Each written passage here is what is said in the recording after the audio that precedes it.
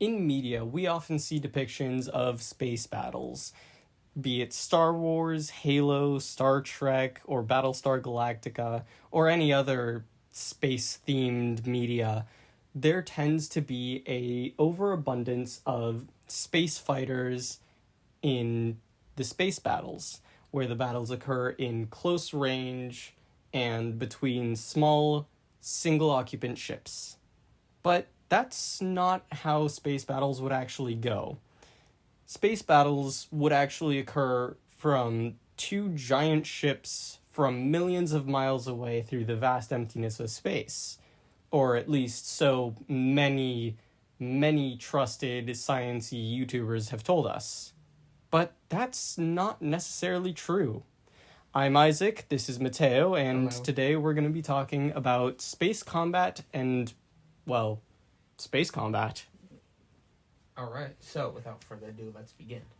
So, one such video I watched about such topic is a video by Kyle Hill. Great YouTuber. You should subscribe to him, by the way.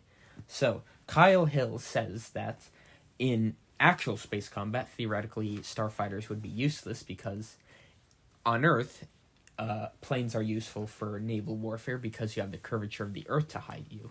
However, in space, that's not the case. With space, you can see things coming from millions of miles away, even billions of miles away, and he uses Voyager 1 as an example. Voyager 1, furthest man-made object from Earth, almost 16 billion miles. And despite its distance, we can see it because of its electromagnetic signature. It's only about the size of your living room and consumes about the same amount of energy as a light bulb. However, we can still detect its electromagnetic signature. Now, to be fair, we only can find it because we know where to look, but it's still something to take note of. He also said that so not only can they see you coming from far away, but also they could easily shoot you down, and it'd be pretty hard to dodge. So one of the most likely weapons to be used in space combat is lasers. Lasers, of course, since they travel at the speed of light, you cannot see them coming until they hit you. And even if you could somehow see them, you'd have to be at least 75,000 kilometers away, given the human reaction time of a quarter of a second, in order to dodge it. And the amount of G's you would have to pull in order to dodge it would turn you into meat jelly. So, that is the argument as to why space combat would not feature starfighters, and instead it would likely be purely ship-on-ship combat. However, we have a few points countering that claim. Now, while it is true that in the vast emptiness of space, battles that were occurring between two large ships would be far better done between the two ships themselves at vast distances so that they could actually have an exchange of fire and perhaps even dodge their opponent's attacks. This doesn't cover every single scenario. Think about some of the battles that you've seen in Star Wars, video games, movies, or, again, any piece of media that features a space battle. It's not always taking place in the vast emptiness of space. Sometimes you'll have a space battle happen in an asteroid field. Now, this is where some of the flaws in this argument start to become evident. While, sure, you might want to maintain distance, if you're in an asteroid field, larger ships would lose what little maneuverability they had to begin with. And with the asteroids being asteroids, you might end up having to deal with something obscuring your line of fire, something that would prevent one ship from firing on another, which, as anyone could guess, would be a significant problem. This is where starfighters would be useful. Starfighters, being small targets and having much greater maneuverability than large hulking battleships, would be able to more easily thread between asteroids and engage in combat with enemy ships without having to worry about needing to avoid asteroids or maneuver in such a way where they could maintain line of fire on enemy targets. Beyond that, if they needed to take cover, you would actually, at least hypothetically, have ships being small enough relatively that they would be able to reasonably take cover behind asteroids to avoid incoming fire or to avoid detection. Building off what Isaac said about avoiding detection, I want to go back to a previous point that I brought up, which was Kyle Hill saying that you could easily see a spaceship coming because even something like Voyager 1, that's only consuming about the power of a light bulb, we can still easily see its electromagnetic signature. However, the universe itself has background radiation, the cosmic microwave background radiation, which is light left over from the Big Bang, and it also includes radiation from distant stars, planets, and pretty much anything that emits energy. So, if you could somehow design a spacecraft that can contain its EM signature and emit as little of it as possible to match that or even be lower than the background radiation, then that would further decrease your chance of getting detected and thus making star fighters more useful for space combat and being able to easily take down ships.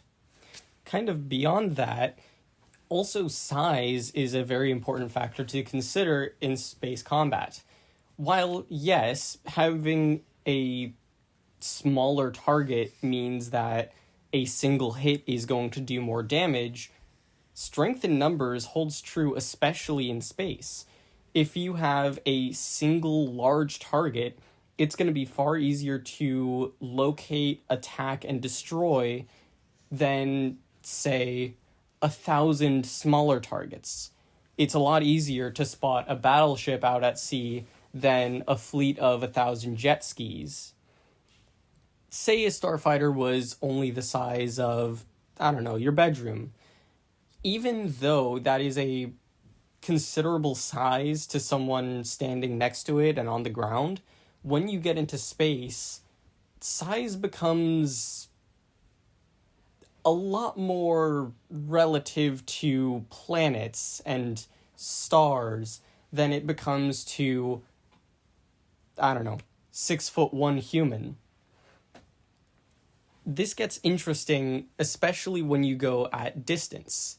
Now, while we can detect Voyager, a lot of people, myself included, believe that this is mostly in part due to the fact that we know where to look. As Voyager is getting further and further away, while it doesn't change in size physically, as it's getting further away, our area of perception, where the amount of space that it takes up in our vision, in our area of perception, gets smaller and smaller. Put a piece of paper on your wall and with a marker draw an X on it. Stand 2 or 3 feet away and see about how large it looks to your eye. You can measure using your hands, you can measure using a ruler, you can measure using whatever. But just from your perspective, measure how large or small the marking appears to be. Now back up a couple of feet. Measure the same distance away from yourself. So if you were to be measuring at arm's length, then measure again at arm's length. As you back away, if you keep measuring by arm's length, this is how far apart I have to put my hands for the cross to appear at this size, you'll notice as you back further and further away, the cross will get smaller and smaller and smaller relative to your perception. Therefore, especially at further distances, it would be far more effective to have fleets assembling in large numbers and small ships instead of small numbers in large ships. Makes it a lot harder to be detected, especially if you're going to fight an enemy who is either not yet or not at all aware of your presence. Go. Another role that I could see starfighters being useful in, even if they may not be useful for space combat, is in the role of escort. So, battleships of old, one of the main roles they fulfilled was shore bombardment, and I'd imagine futuristic battleships armed with rail guns or coil guns would serve a similar function, but from orbit. They orbit the Earth or whatever planet they need to bombard and just fire their rail guns or coil guns from hundreds of miles above at targets down below. Now, obviously, this would make it a huge target and one that the enemy would want to desperately shoot down. So they would probably send fighters or ships to intercept the battleship. And in orbit, spacecraft could still be useful because there is still at least some kind of curvature to hide you. And so, in this case, it would be useful for a ship to be accompanied by starfighters to play that escort role, to shoot down incoming fighters or even bomb or fire missiles at the incoming warships. And again, because there's actually curvature to hide you, you actually have to get close, and it's close enough to the point where, once again, starfighters could actually be useful because they wouldn't just get gunned down from a distance, and they can't easily be spotted, too. Now, one point that I would like to make is that Kyle Hill mentioned that missiles could fulfill the same role as starfighters, but pretty much better, because, missiles can pretty much maneuver as tightly as they want or accelerate as fast as they want and withstand way more g-forces than a person can. There's no person inside they could squish, so they're capable of so much more, much faster speeds and much faster, much tighter maneuvers.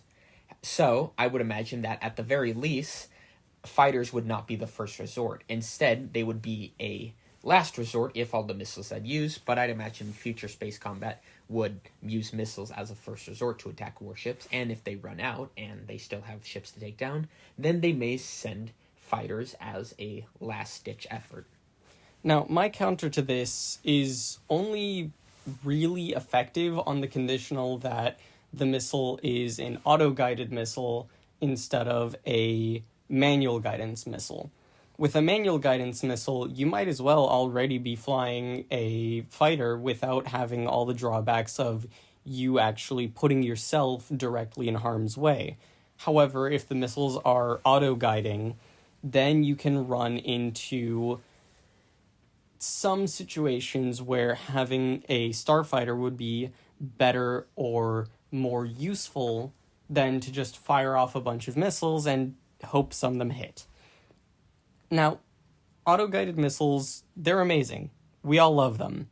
They lock onto a target, they go to the target, they hit it without you having to manually guide it in or interfere in much any way. But they're also relatively easy to avoid or distract. If you were to fire an infrared missile, we already have a counter for that. The plane being attacked by the homing missile would just spit out a whole bunch of chaff and flare, and assuming that the plane was not using its afterburners, then the flares would be burning hot enough to potentially distract and divert a heat-seeking missile away from the plane and have it just targeting a harmless flare. Chaff, likewise, instead of... I actually don't know how chaff works. Teo, can you explain how chaff works? So chaff is basically a bunch of tiny shreds of metal, and they scatter oncoming radar waves, thus confusing the missile's radar guidance system. Now, yeah, there you go. Radar-guided missiles and heat-seeking missiles would both become not entirely obsolete, but majorly obsolete just by putting chaff and flare into our ships. Suddenly, even if it's a missile that's the size of a skyscraper, if we launch a flare far enough and fast enough, we can have an entire city-sized missile completely avoid us because it's now tracking onto this tiny flare over here instead of our giant ship that's masking its own heat signature. This is something that can be completely avoided with manual guidance missiles or starfighters.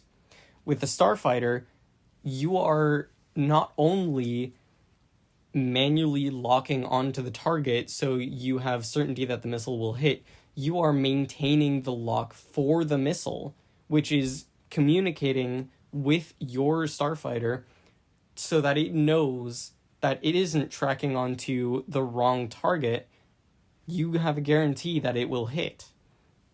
you also have the versatility of being able to fire missiles from multiple positions. Say you're in an asteroid field again, you have to now consider, when I launch the missiles out, they're going to need to maneuver in such a way where when they do start going towards the designated target, they're not going to collide with any space debris or any asteroids and explode prematurely. If you have a starfighter, you don't have to worry about that, because while your missiles will very likely be smaller than those carried on the battleship, you can reposition yourself so that you have a clear shot between yourself and your target, instead of just sort of firing it out to the sides and hoping that there are no asteroids within close proximity, so your missiles will go around and hit. Another point I would like to bring up is interference. So, for those of you who don't know, interference is a concept in physics, and it's something that occurs when two waves collide. When two waves collide, either two types of interference can happen: constructive interference or destructive interference. So basically, a wave, it's made up of peaks and troughs. The peaks are the parts that curve up, and the troughs are the parts that dip down. And when two waves collide in such ways so that their peaks align with the peaks and the troughs align with the troughs, the height of the waves, which is referred to as amplitude, they add up, so the waves get stronger. If, however, the two waves collide in such a way that the peaks and troughs, they align with each other, then they cancel each other out, which is destructive interference. So, the point I'm trying to make is that ships could be equipped with lasers on them that shoot at the oncoming lasers in such a way that destructive interference occurs, thus negating the laser, and it could also be used to heat up missiles and destroy them, which is and I know this could work because that's an actual weapon that a lot of militaries are developing now. Directed energy weapons are being developed as a missile defense, as well as to shoot down drones and aircraft. Now, as for the destructive interference, of course, the laser would somehow have to know that a laser is coming at it in the first place, which I don't actually know how that would work, but it is certainly an idea that I will try to develop. Just use a mirror, dude. On the point of destructive interference, for those who are still somewhat struggling to understand the concept, we actually do have and use that technology for not missile defense, but something equally as important: listening to music. Now, while it might not seem like it, noise-canceling devices use destructive interference by taking in the ambient sounds around and replicating and inverting the amplitude, and then sending it back out so that before the noise can reach your ears, it is being actively canceled out by your headphones or earpiece. So, while Kyle Hill does bring up a good point regarding space combat, me and Isaac ultimately think there are still certainly some pros to using starfighters, but only time will tell what the future of fighters will look like once we get to space. In the meantime, all we can do is speculate. And make games about them. Ultimately, whether or not you want to include fighters and bombers in your own sci-fi media is really entirely up to you, and whether you want to operate on the rule of cool. And if you want to operate on the rule of cool, then by all means go ahead. Storytelling is not always about realism. Sometimes it's just to escape reality and imagine yourself in a whole new world. And as always, to have fun. We hope you enjoyed this exploratory podcast that we're trying out. I mean, we're both just space science nerds who like to talk about random stuff, so while we can't say that this is going to be a consistent thing that we do, if you enjoyed it, let us know, and we'll be sure to make more whenever we come up with another crazy idea to discuss. We actually do have one episode we'd like to do, which is whether vertical takeoff and landing, or VTOL, on planes would make helicopters obsolete. We certainly have a lot to say about that, so if you guys would like to see that, then stay tuned. Oh, yes, we do. Show us your support. Show us your support. Leave a like and a hype, or whatever the current thingy is now. Whatever platform we put this on, however you can show support, do it. It's gonna be YouTube. Who cares? Maybe Spotify. I don't know. Oh yeah, we also do have Spotify. We do have a Spotify. Go check out Ringworld Studios on Spotify if you're not on Spotify already. If you are on Spotify, go check out Ringworld Studios on YouTube. I don't know how much more evident that can really be. Anyway, that's all we've got for now. This is Isaac, I'm Mateo. and we hope to see you soon. Happy New Year. Happy New Year.